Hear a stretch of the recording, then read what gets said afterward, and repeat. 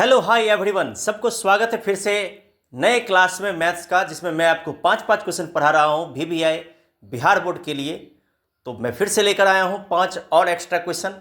इससे पहले मैंने 15 क्वेश्चन आपको पढ़ाए थे मैथ्स के, वो भी एकदम एक नंबर क्वेश्चन, समझिए कि जान ला देगा आपके अंदर। अगर बिहार बोर्ड का एक आप एग्ज़ाम देने वाले हैं, 10वीं के छात्र हैं, तो ये जो मैं 5 क्वेश्चन आपको पढ़ा रहा हूँ ना, ये आपके अंदर जान ला देगा। और मैं गारंटी लेता हूँ ऐसे ही क्वेश्चन आपके बिहार बोर्ड में पूछ जाएंगे। तो फिर देरी किस बात की, अगर नए हैं तो सब्सक्राइब कर लीजिए और पढ़ने के बाद, पूरा पढ़ने के बाद जो है आप एक कमेंट करिएगा प्यारा सा।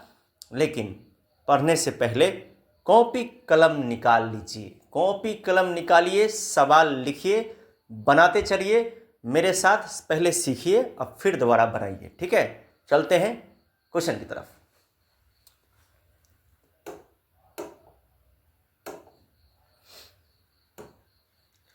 तुम लोग का पहला क्वेश्चन आ गया।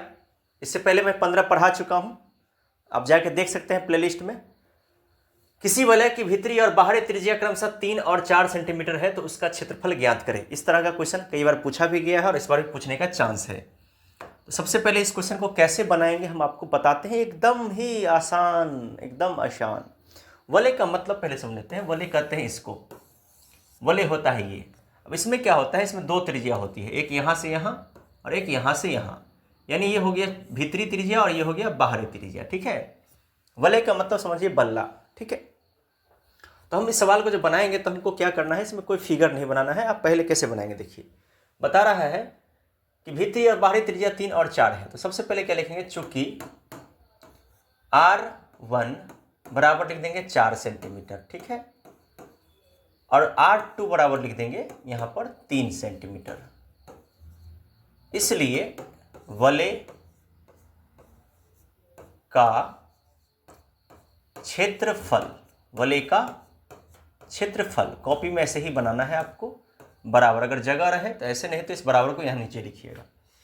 इसका होता है पाई, यहाँ पे होता है बड़ा R², ठीक है, माइनस छोटा R²। इसका फॉर्मूला होता है, क्या होता है, पाई बड़ा R² माइनस छोटा R²। इसको याद रखना है आप लोगों को, हमेशा याद रखिएगा। बड़ा R का मतलब हो गया R1 और छोटा R का हो गया R2। अब पाई का मान तो सबको मालूम होगा, 22/7। अब बड़ा R जो है उसका है वैल्यू दिया हुआ 4 का स्क्वायर, तो इस 4 को छोटी कोष्ठ में रख के स्क्वायर, और छोटा R का वैल्यू दिया है 3 का स्क्वायर, इसको बंद कर देंगे। अब आराम से हम लोग हल कर लेते हैं। 4 का स्क्वायर होगा 16, 3 का स्क्वायर होगा 9, तो 16 में से जो 9 गया तो हो जाएगा हम लोगों का 7।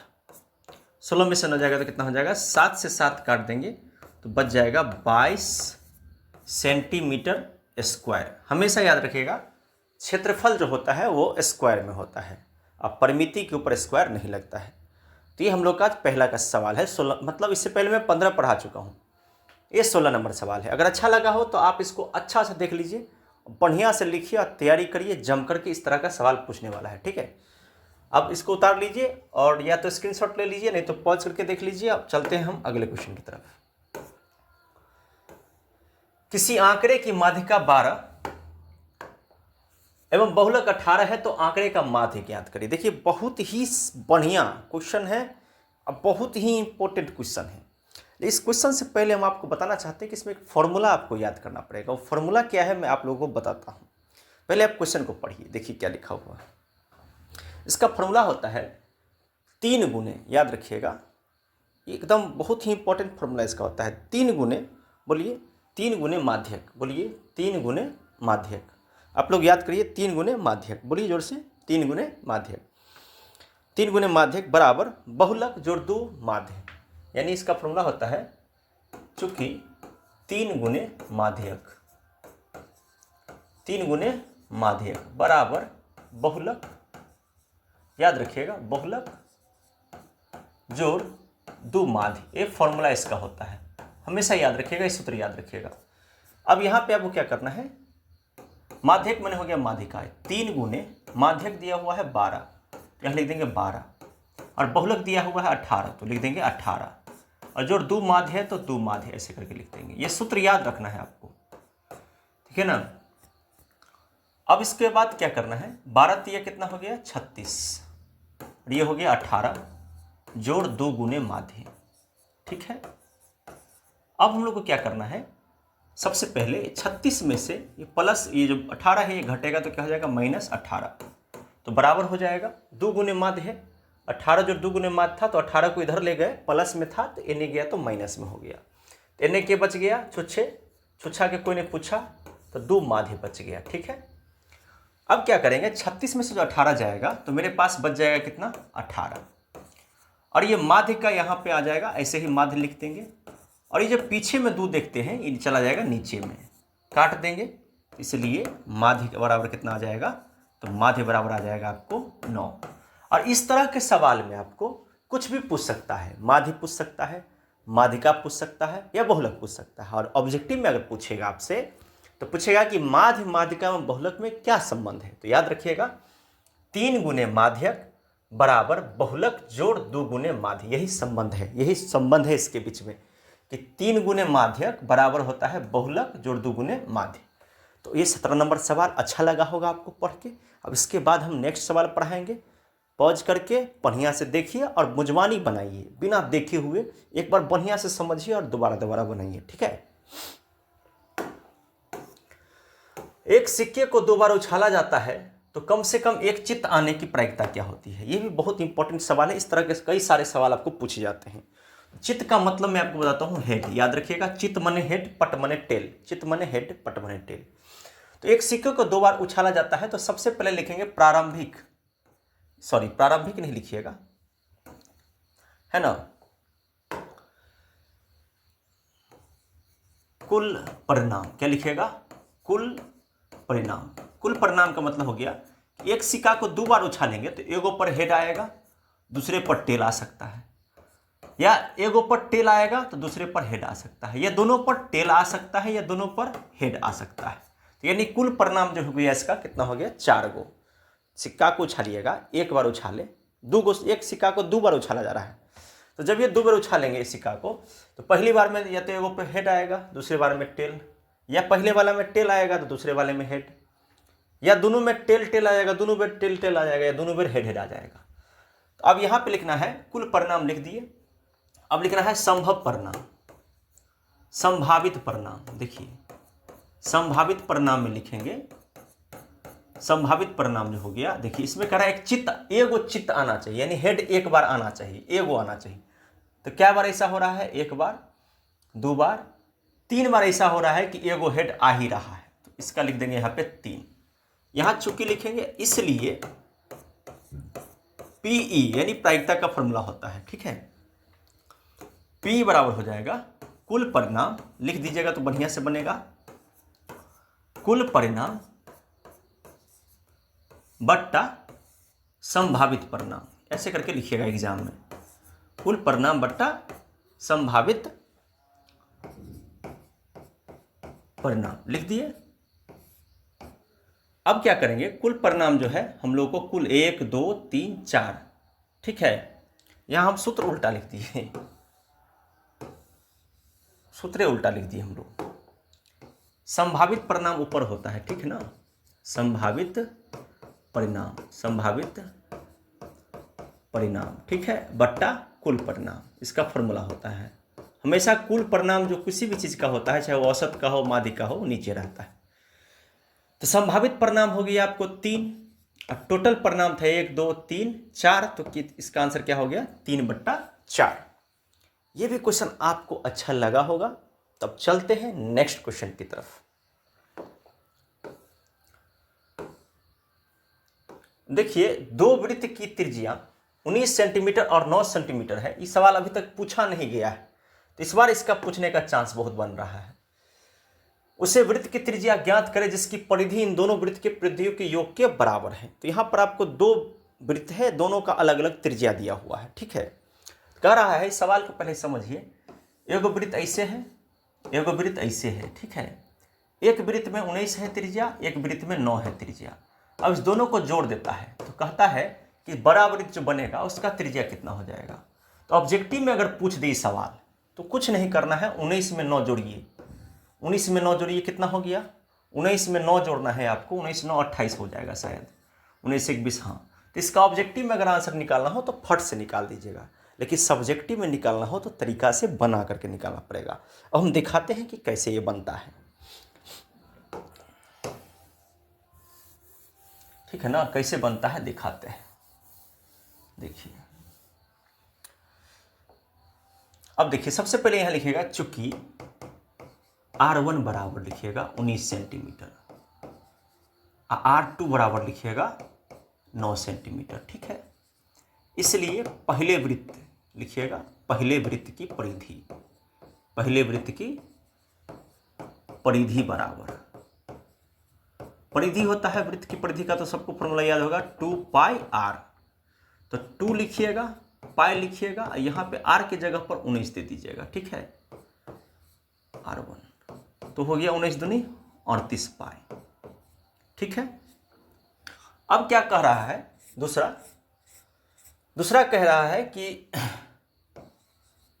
दूसरे वृत्त की परिधि, दूसरे वृत्त की परिधि भी निकालना है, दूसरे वृत्त की परिधि भी आपको निकालना है, दूसरे वृत्त की परिधि निकालना है। दूसरे वृत्त की परिधि कैसे निकालेंगे, सेम ऐसे ही लिखेंगे 2 पाई r, यहाँ पे 2 लगा देंगे खाली, 2 पाई का मान नहीं देना है यहाँ पे, समझे ना, पाई का जो है मान वो नहीं देना है,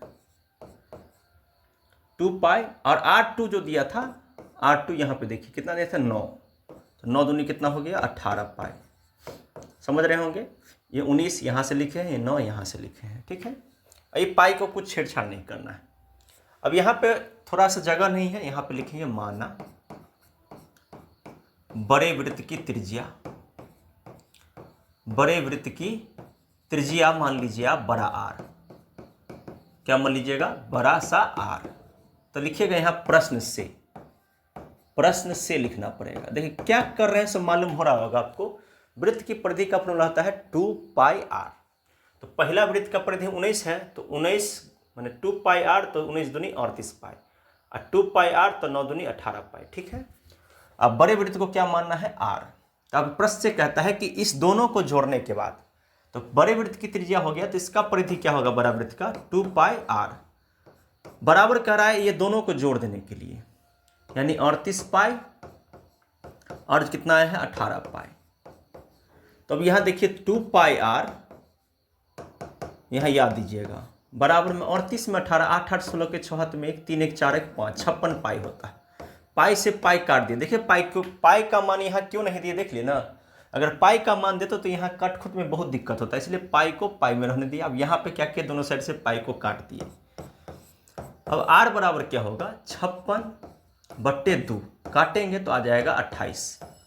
तो अतः बड़े वृत्त की त्रिज्या कितनी हो गई, अतः बड़े वृत्त की त्रिज्या बराबर 28 सेंटीमीटर। इसी सवाल में अगर यहां देता परिधि की जगह देता क्षेत्रफल, तो यहां पे आप लोग वही पाई आर स्क्वायर लिखते, यहाँ पाई आर स्क्वायर, यहाँ भी पाई आर स्क्वायर।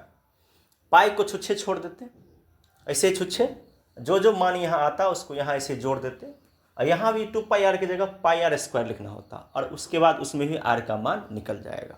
तो इस तरह का सवाल आपको पूछा जाता है। अभी तो हम बहुत सारा सवाल आपको पढ़ाएंगे, 5-5 सवाल का सीरीज चला रहे हैं जो बोर्ड में पूछने वाला है, बस सीधा बात, जो बोर्ड में पूछेगा वही सवाल हम पढ़ाएंगे, ठीक है। तो ये हो गया आपका 19 नंबर क्वेश्चन। अब देखिए भूमि, ये भी एक सवाल है, ये है हाइट एंड डिस्टेंस से सवाल। कहता है भूमि की एक बिंदु से मीनार के, पद बिंदु नहीं होता है, पाद बिंदु होता है, पाद माने पैर, पाद बिंदु से 40 मीटर की दूरी पर था। मीनार के शिखर का उन्नयन कोण 30 डिग्री है। मीनार की ऊंचाई ज्ञात करना है। देखिए सबसे पहले हम आपको बताते हैं, इस सवाल को बनाने से पहले हम लोग को फिगर बनाना होगा, ठीक है।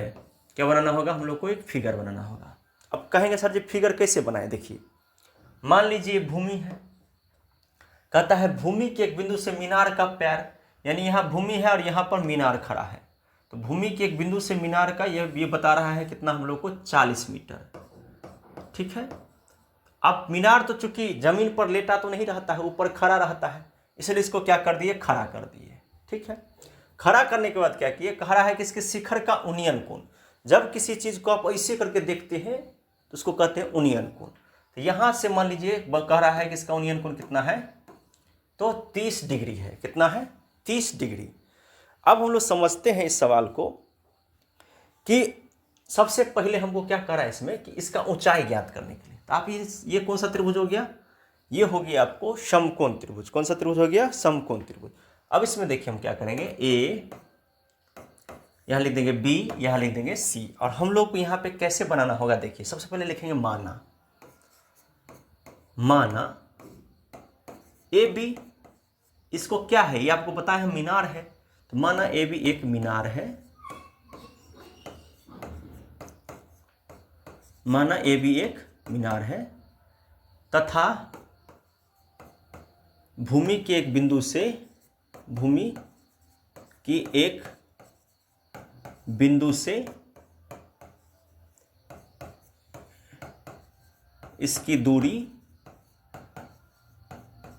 कितना मीटर है, 40 मीटर है। बस इतना आपको लिख देना है बस। अब यहां पे क्या लिखेगा, प्रश्न से। प्रश्न से लिखना बहुत जरूरी रहता है। अब देखिए आपको मालूम है कि ये अगर मान लीजिए खड़ा है तो ये लंब हो गया, ये सुतल है तो आधार हो गया। अब आप लोग लाल कक्का वाला फॉर्मूला लागू करिए, कहीं हम साइड में लिखते हैं लाल कक्का। तो आप लोग को मालूम होगा, हम क्या कहें कि जो खड़ा है वो लंब है और जो सुतल है वो आधार है। तो ये हो गया लंब, ये हो गया आधार। समझ में आई बात। तो लंब बट्टा आधार, देखिए लंब बट्टा कर्ण होता है साइन का, आधार बट्टा कर्ण होता है किसका, कॉस का। और लंब बट्टा यानी साइन कॉस टेन, साइन का होता है, कॉस का ये हो गया और टेन का ये फॉर्मूला हो गया। तो टेन का फॉर्मूला होता है लंब बट्टा आधार। क्या होता है, लंब बट्टा आधार। तो इसमें हमको आधार दिया है और पूछ रहा है ऊंचाई ज्ञात, माने लंब ज्ञात करिए। तो लंब ज्ञात करना है तो आपको मालूम है कि लंब बट्टा आधार किसका फॉर्मूला होता है, टेन थीटा का। किसका फॉर्मूला होता है, टेन थीटा का। इतना आपको समझना है कि जो निकालना है, ठीक है, जो निकालना है पहले उसको पता लगाइए। क्या निकालना है, ऊंचाई। और नीचे जो दिया है उसको देखिए, अब पता करिए कि ये क्या है। तो ये लंब है, ये क्या है, आधार है। इसलिए लंब बट्टा आधार में किसका फॉर्मूला लगेगा, तो टेन का। अगर हमको नीचे वाला निकालना रहता और इधर वाला दिया रहता, नीचे वाला निकाला रहता और इधर वाला दिया रहता, सुन लिए, नीचे वाला निकाला रहता और इधर वाला दिया रहता, ये नहीं दिया रहता और ऊपर, इसको कहते हैं कर्ण, इसको कहते हैं आधार, कहते हैं ना। तो अगर मान लीजिए नीचे वाला निकालना रहता तो इसका होगा आधार बट्टा कर्ण। तब उसमें किसका लगाते, तो उसके जगह टेन नहीं कॉस लगाते। ठीक है, थोड़ा थोड़ा समझ गए होंगे आप। तो अब देखिए क्या करेंगे, अब देखिए क्या करेंगे, यहां लिखेंगे टेन। क्या लिखेंगे, चूंकि टेन थीटा बराबर क्या होता है, लंब बट्टा आधार, लंब बट्टा आधार। आपको मालूम है कि लंब जो दिया है ये कुछ नहीं दिया है, मैंने ए बी दिया है। आधार जो दिया है 40 और टेन थीटा, तो टेन का टेन लिखेंगे और थीटा के जगह पर देखिए कितना डिग्री है, तो 30 डिग्री। अब टेन 30 डिग्री का फॉर्मूला आप लोग अगर याद किए होंगे तो जरूर ये वाला ट्रिक से है याद कर लीजिएगा। बक्सा में दिया रहता है 0 डिग्री 30, ये इतना इंपॉर्टेंट है जो पूछिए नहीं। ऑब्जेक्टिव में आपको 3-4 नंबर खाली माने से याद हो जाएगा, मिल जाएगा। मतलब त्रिकोणमिति में खाली सूत्र याद रख लीजिए पूरा, तो 5-7 नंबर मिल जाता है इंसान को। तो टेन 30 का मान होता है 1/√3 और ये ए बी हो गया, भट्टा में हो गया 40। अब क्या करेंगे, कोना कोनी गुना करेंगे। तो सबसे पहले ए बी यहाँ रख देते हैं, ठीक है, चलिए 40 को इधर रख देते हैं, चलिए ठीक है। ए बी को इधर ले आया, 40 को यहीं पे रहने दिए। आई जो देखते हैं ना √3 और ए बी, इसको जब कोना कोनी गुना होगा तो ई चला जाएगा ए बी के पीछा में। तो ऐसी सिचुएशन में क्या करना है, ए बी को इधर लिख दिए, इसके नीचे क्या है 40, इसको ऊपर लिख दिए, ठीक है। और √3 को कहाँ लिख दिए, नीचे। इधर लाने पर √3 कहाँ चला जाएगा, नीचे। जो नीचे में था, देखिए यहाँ पे नीचे में था तो इस साइड भी कहाँ आया, नीचे में। लेकिन इधर ये नीचे में था तो ये कहाँ चला गया, ऊपर में। इस कैसे हुआ हम आपको बता देते हैं। देखिए नहीं समझे होंगे, हम जानते हैं कुछ बच्चे कमज़ोर हैं। देखिए 40 को 1 से गुना करेंगे तो कितना होगा, 40। और √3 को AB से गुना करेंगे तो कितना होगा √3AB। अब समझ गए। अब क्या करेंगे, AB बराबर 40 का हो गया 40 और √3 को लगा दिए नीचे में, ठीक है ना। तो अब देखिए क्या करेंगे, इसके बाद अब क्या करना है कि अगर नीचे में √3 √5 ये सब कुछ आ जाए तो यहीं पर आंसर नहीं छोड़ दीजिएगा। इसको क्या करना है, यहाँ थोड़ा सा हल्का आगे बनाइएगा, यह लिख दीजिएगा हर का परमेकरण। क्या लिख दीजिएगा, हर का परमेकरण, ठीक है। हर का परमेकरण करने के लिए क्या लिखिएगा, AB बराबर 40 बट्टा √3। अब जैसे नीचे में √3 है ना, तो उसी से ऊपर भी गुना करना है, उसी से नीचे भी गुना करना है। तो क्या होगा कि 40 को √3 से गुना करेंगे तो 40 √3 हो जाएगा, ठीक है। और √3 को 3 से गुना करेंगे तो छुच्छे 3 हो जाएगा। यही इसका आंसर हो गया और यही इसका ऊंचाई हो गया। और लास्ट में लिख दीजिएगा अतः ऊंचाई, मीनार की ऊंचाई बराबर, धरफराइएगा नहीं, सुनिए, अतः मीनार की ऊंचाई बराबर जो आंसर आया है 40 √3 बट्टा 3 मीटर, ऐसे करके आपको लिखना पड़ेगा। अब कहिएगा सर जी हर का परमेकरण काहे करना पड़ता है। देखिए इतना पे लेकर छोड़िएगा ना आंसर तो गड़बड़ा जाएगा। मतलब जब नीचे में आपको √3 रहे, √2 रहे, मतलब √5 रहे, ऐसा कुछ रहे, तो उसको क्या करना है, ऊपर और नीचे उसी संख्या से खाली गुना कर दीजिएगा, ठीक है। ये बन गया, यहीं तक सवाल है। ये थोड़ा सा एक्स्ट्रा भाग इसमें बनाना पड़ता है, समझे ना। तो इस तरह से हमने आपको पढ़ाया 5 क्वेश्चन। अब आप ही लोग बताओ कि आप लोग को कैसा लगा। अगर अच्छा लगा हो, थोड़ा भी दिल में अच्छा लगा हो, तो प्लीज़ आप लोग लाइक करो, कमेंट करो और नए बच्चों तक प्लीज़ शेयर करो, ठीक है। धन्यवाद, राधे राधे, जय हिंद।